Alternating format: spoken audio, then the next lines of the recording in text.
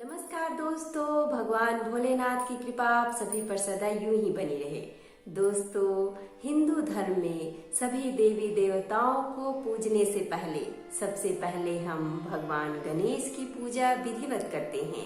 उसके बाद ही किसी देवी देवता का पूजन किया जाता है। ऐसे में दोस्तों, गणपति भगवान की पूजा करने से ऐसा माना जाता है कि सभी प्रकार के कष्ट दूर हो जाते हैं।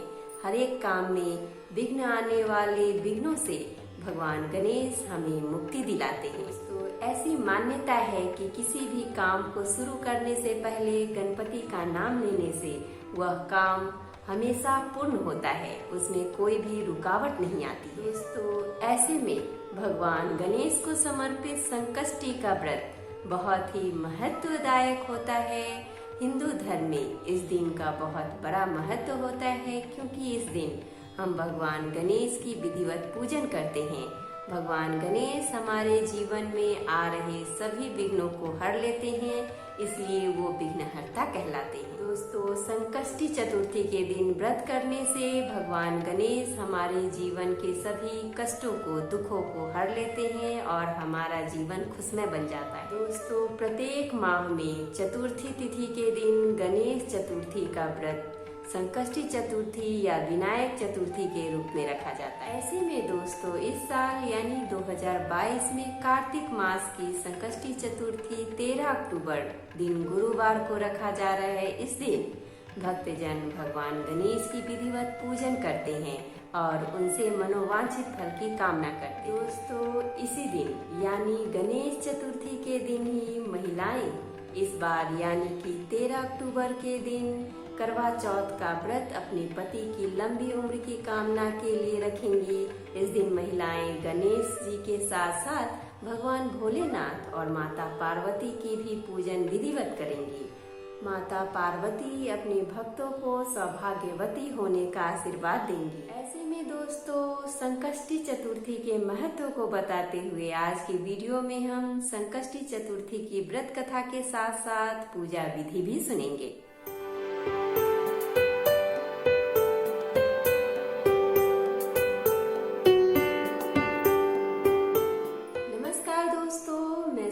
आप सभी का तहे दिल से स्वागत करती हूँ अपने YouTube चैनल कथा कहानी शिल्पी की जुबानी में। दोस्तों, इस चैनल के माध्यम से मैं आप सभी को हर तरह की कथा और कहानी सुनाऊंगी। अगर आपको मेरी तरह कथा और कहानी सुनना पसंद है तो प्लीज हमारे चैनल कथा कहानी शिल्पी की जुबानी को सब्सक्राइब कर लीजिए। और हाँ दोस्तों, अगर आपकी भी कोई कथा और कहानी है तो हमें प्लीज कमेंट बॉक्स में कमेंट करके जरूर बताइएगा। चलिए दोस्तों, बैठे बैठे क्या करें, करना है कुछ काम। सुनते हैं आज के संकष्टी चतुर्थी की पौराणिक कथा लेके भगवान भोलेनाथ का नाम। संकष्टी चतुर्थी पूजा विधि। संकष्टी चतुर्थी व्रत के दिन व्रती प्रातः काल स्नान आदि करके स्वच्छ वस्त्र धारण करें। इसके बाद पापनाशक श्री गणेश जी का पूजा करें। पूजा के दौरान श्री गणेश जी को तिल, गुड़, लड्डू, ध्रुवा और चंदन अर्पित करें तथा मोदक का भोग लगाएं। अब श्री गणेश जी की स्तुति और मंत्रों का जाप करें। पूरे दिन फलाहार व्रत करते हुए शाम को चंद्रोदय से पहले पुनः गणेश जी का पूजन करें। चंद्रोदय के बाद चंद्र दर्शन करें और चंद्रमा को अर्घ्य दें। इसके बाद आप व्रत खोल सकते हैं। अब आइए दोस्तों, हम संकष्टी चतुर्थी की पौराणिक एवं प्रामाणिक कथा सुनते हैं। हमारे साथ बोलिए, ओम श्री गणेशाय नमः। एक समय की बात है कि विष्णु भगवान का विवाह लक्ष्मी जी के साथ निश्चित हो गया। विवाह की तैयारी होने लगी। सभी देवताओं को निमंत्रण भेजे गए, परंतु गणेश जी को निमंत्रण नहीं दिया। कारण जो भी रहा हो, अब भगवान विष्णु की बारात जाने का समय आ गया। सभी देवता अपनी पत्नियों के साथ विवाह समारोह में आ गए। उन सब ने देखा कि गणेश जी कहीं दिखाई नहीं दे रहे हैं। तब वे आपस में चर्चा करने लगे कि क्या गणेश जी को नहीं न्योता है या स्वयं गणेश जी ही नहीं आए हैं। सभी को इस बात पर आश्चर्य होने लगा। तभी सबने विचार किया कि विष्णु भगवान से ही इसका कारण पूछा जाए। विष्णु भगवान से पूछने पर उन्होंने कहा कि हमने गणेश जी के पिता भोलेनाथ महादेव को न्योता भेजा है। यदि गणेश जी अपने पिता के साथ आना चाहते हो तो आ जाते, अलग से न्योता देने की कोई आवश्यकता भी नहीं थी।